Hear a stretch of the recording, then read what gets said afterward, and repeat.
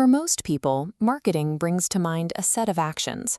We picture ad campaigns, high-pressure sales tactics, and an endless stream of promotional flyers. Formal theory defines marketing as a core organizational function. It consists of a specific set of processes designed to create, communicate, and deliver value to customers.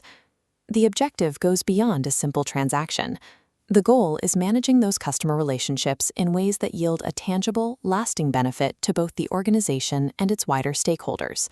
Stripped of all corporate jargon, the entire discipline boils down to exactly 3 words: meeting needs profitably.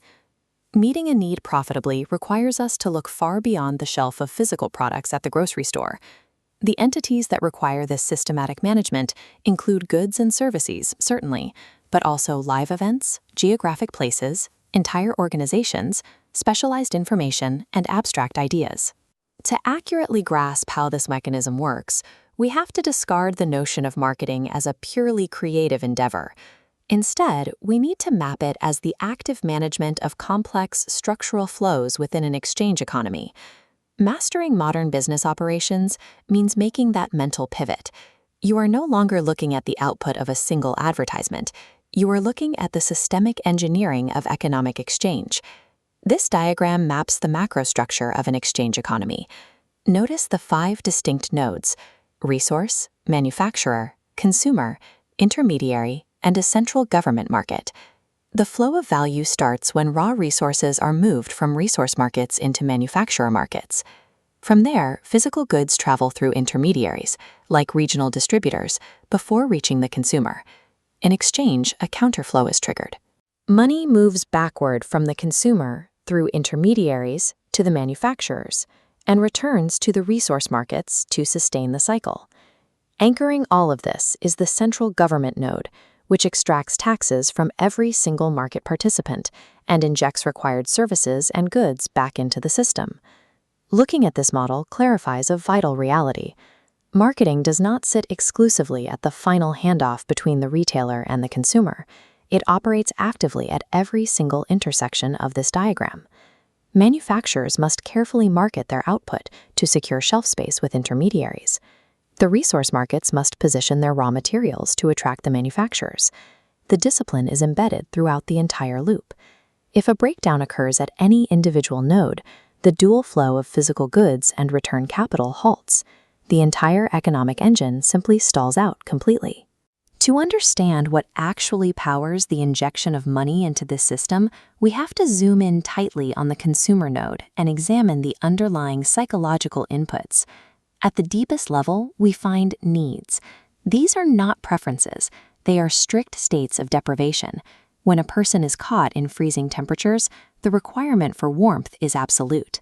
These basic human requirements fall into clear categories: physical needs like food and safety, social needs like belonging and affection, and individual needs like knowledge, self-expression.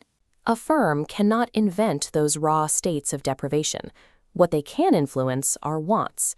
A want is the specific form a raw need takes after it has been filtered through local culture and individual personality. But a want alone does not move the economic engine. The final threshold is demand.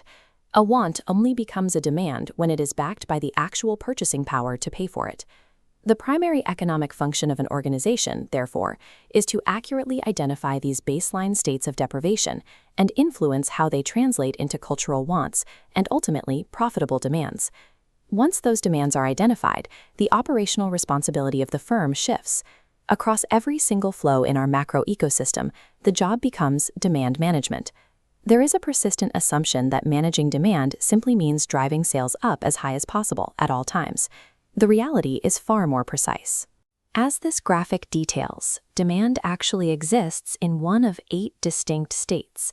Each specific condition requires a completely different operational strategy to address. Take negative and non-existent demand. Here, the public either actively avoids the product or they are completely apathetic. The goal is education and changing perceptions.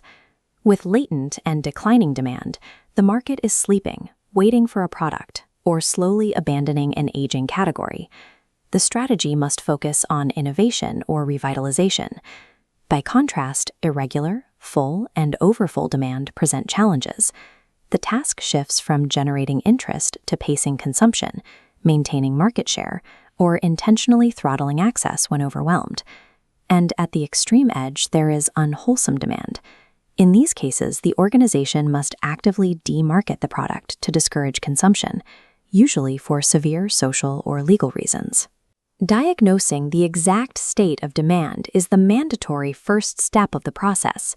If you apply an aggressive growth strategy to a market suffering from overfull demand, you will break the exchange flow entirely. With those psychological inputs and demand states mapped, we can look at the complete exchange engine again. This system does not operate in a vacuum. It is constantly squeezed by three severe external pressures: rapid technological advancement, intense globalization, and heightened expectations for corporate social responsibility. These forces have stripped historical advantages away from major institutions and handed distinct, immediate capabilities directly to the consumer. The balance of power has definitively shifted. The internet acts as a highly efficient purchasing aid. A buyer can instantly compare global prices, read detailed reviews, and bypass traditional intermediary markets. To maintain stability against these disruptions, organizations rely on the value triad. This requires a strict, continuous balancing act between the product's quality, the accompanying service, and the final price. Achieving that optimal balance yields customer value, and delivering superior customer value is the only mathematical way for a firm to reliably get, keep, and grow its customer base. Marketing operates as the structural management of economic flows, engineered to meet human needs profitably.